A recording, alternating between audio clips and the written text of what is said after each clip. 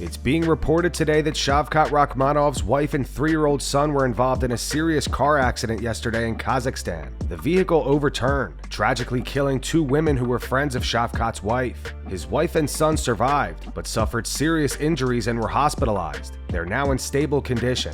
Details are still limited at the moment, but we'll keep you updated as more information becomes available. Khalil Rountree reveals the reason why the UFC ditched the new glove design. On the Joe Rogan Experience, Khalil said the main thing was that because of the leather, the logos weren't sticking, so the logos were peeling off.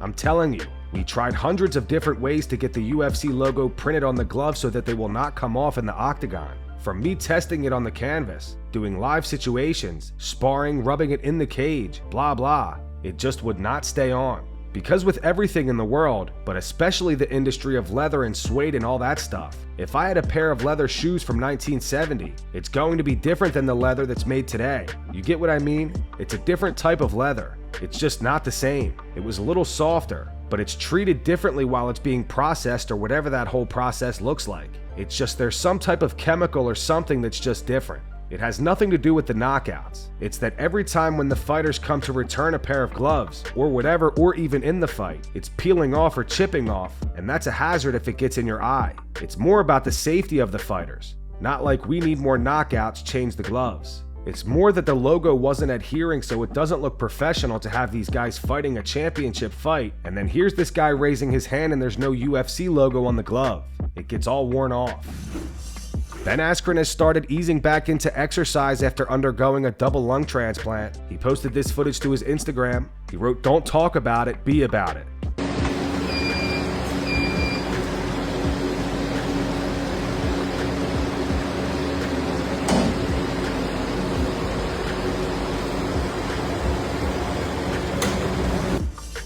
John Jones ran into Adlan Amagov over the weekend. For those unaware, Amagov was the only person to ever drop John in sparring. Amagov, sparring. Oh. Are you remember this guy? Yes. Amagov? Yes, Adlan. Adlan Amagov. KO. Very true story. Spinning back kick. Boom. Upper. Me down. It's okay. Sometimes it happens. Next time. Carlos Condit. Carlos Condit, yes. Carlos Condit, me, Carlos. One friends, day, yeah. Adlan, 2 people. Harasho, Harasho. Chechnya, Moscow. I love all you guys. Adlan's the only man. He's the only man. Relax.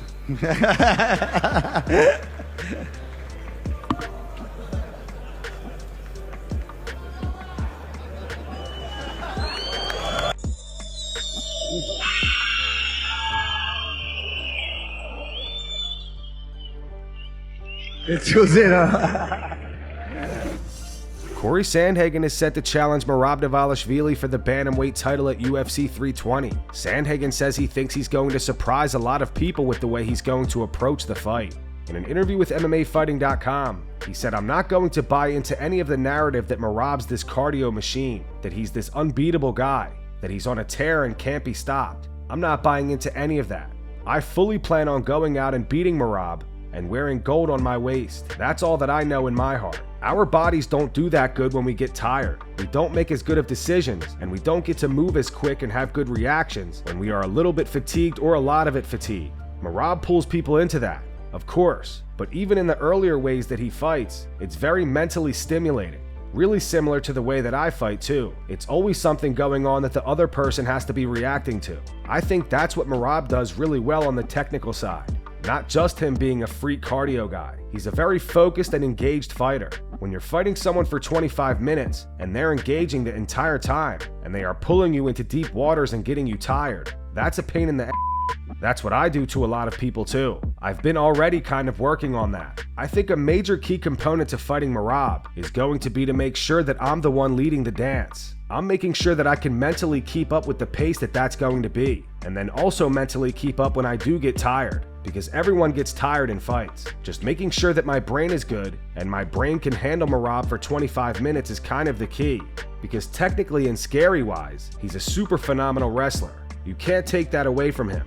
Obviously now he's a submission threat too, but outside of that, he's not the most dangerous guy in the world. So just making sure that I'm ready for the takedowns and the submissions and staying focused and making sure that I'm leading the dance and not Merab.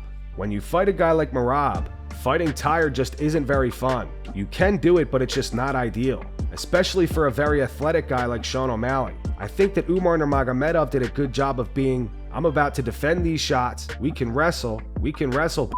There's that attitude going in to fight a wrestler, and then there's a mentality like, oh man, I want to keep out of the wrestling exchanges and stuff like that.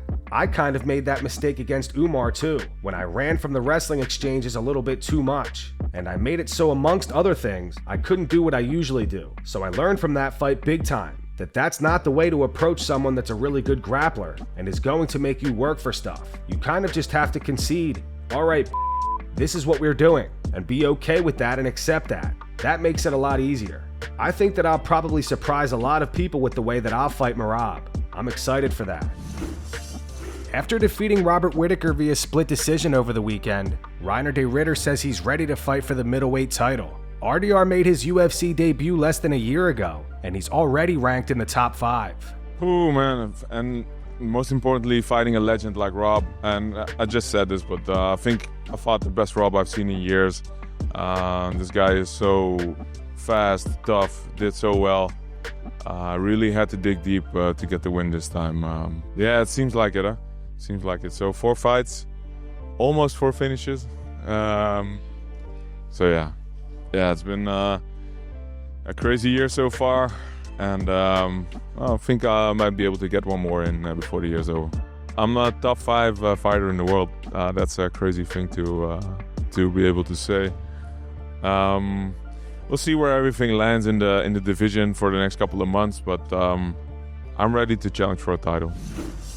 Arman Tsarukayn appeared on the Overdogs podcast over the weekend and threw out a bold challenge to Ilia Topuria.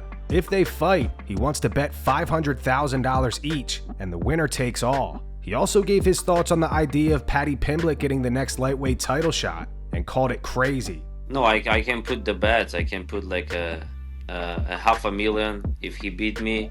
If I beat him, he's gonna give me $500,000. So I can put it that. Okay, so he's willing to make handshake bets. If he wants to make that, so I'm down, and we can shake hand, fight. If I lose, I'll give him $500,000. Yeah, we can. If he wants, we can make that bet. So if he believes himself like 100%, he's gonna say yes, for sure. No. You gotta delete him from the rankings. Even he's not even deserving to be in top 10. Oh. He beat the guy. He beat last 3 guys. It was Chandler. He had 3 losses. It was Bobby Green. He had 4 losses. It was Tony Ferguson. He had 8 losses. That's crazy. And like, you wanna bring that guy to fight for the title is just I don't know. You shouldn't even mention his name. You know, he doesn't deserve even mention the name. I get you.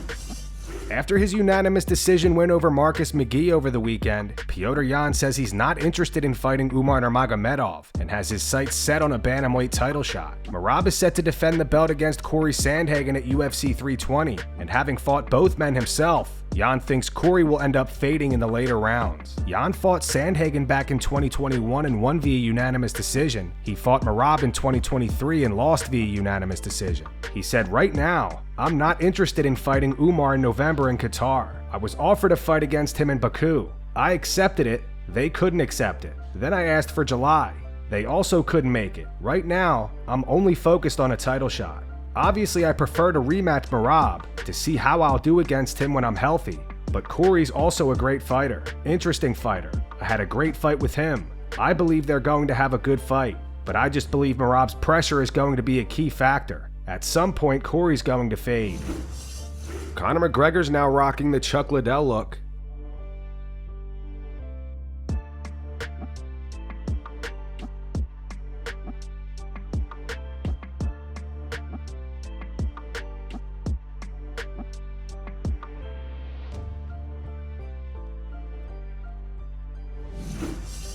Dan Hooker is not happy with the UFC for canceling his tickets to UFC 317 to watch Kai Kara-France fight Alessandre Pantoja for the flyweight title. Speaking to Submission Radio, Dan said they tried to get me out of bed at 7:30 in the morning. The UFC booked me for some which is 3 in the morning New Zealand time. I didn't even go out.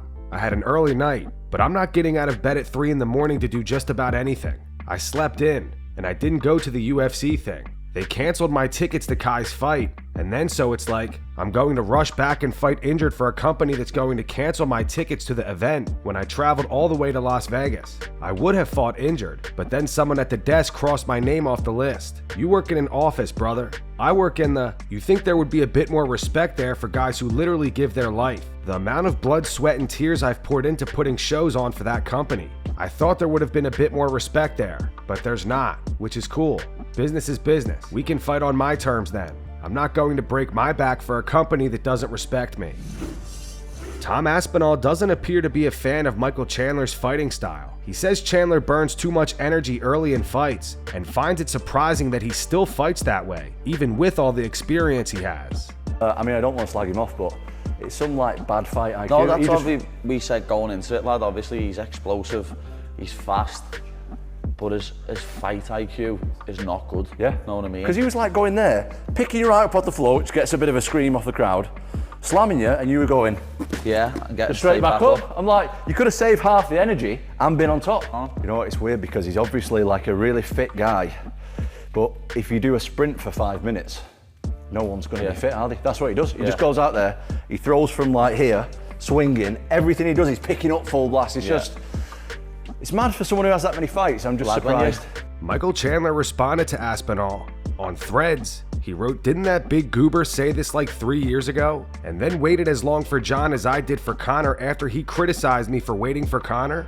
Cool." And that's going to wrap it up for the news. Thanks for watching. For daily MMA news and content, subscribe to Full Mount MMA and click the bell icon to be notified when we post videos. Here are the 3 top comments from last video. The first one's from Anti-Fan McLovin. It says, Askren going through such a close call really shows what's important in life. Jorge seems like he almost feels guilty for being so petty towards Ben for really no reason. Honestly though, seeing hatred be removed from someone's heart is one of the most beautiful things in life, and I'm just stoked to see an amends be made between the two. The second one's from Squidfather. It says Ben Askren needs a BMF belt. And the final one's from Akuma D2. It's in reference to the multiple lightweights that said they're uninterested in fighting Arman Tsarukayn. It says fighters not fighting is wild. UFC Dark Ages. Those were the 3 top comments from last video. If you want to be featured in the next one, all you have to do is comment down below. And if you missed yesterday's news, click the video on screen right now to get caught up.